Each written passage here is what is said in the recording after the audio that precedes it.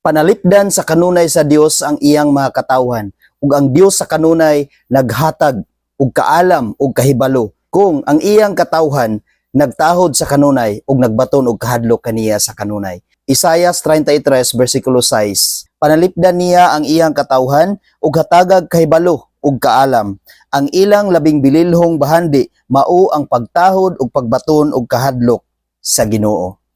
Mao na igsuon pagbaton gayud sa kanunay ug kahadlok ug pagtahod sa Ginoo aron maangkon nimo ang kaalam nga iya sa Dios ug aron aduna kay maayo nga kasing-kasing ug maayo nga hunahuna nga makapahimuot gayud sa Ginoo ug makabuhat ka gayud sa kabubuton sa Dios nga sa kanunay makapasidungog ka kaniya ug masiguro gayud nimo igsuon nga panalipdan ka sa Dios tungod kay mao ka na ang saad sa Ginoo. Siya manalipod kanunay kanimo kung ikaw magpabilin diha kaniya, kung ikaw magtahod ug magbaton og kahadlok kanunay diha kaniya. Ug ang pinakaimportante igsoon nga imong buhaton sa matag adlaw, sa tanan nga panahon ug sa tanan nga higayon sa imong kinabuhi, maghari ang Dios kanimo nga siya ang mahimo nimo nga bahandi aron sa kanunay ang imong kinabuhi aduna gayud kasiguruhan.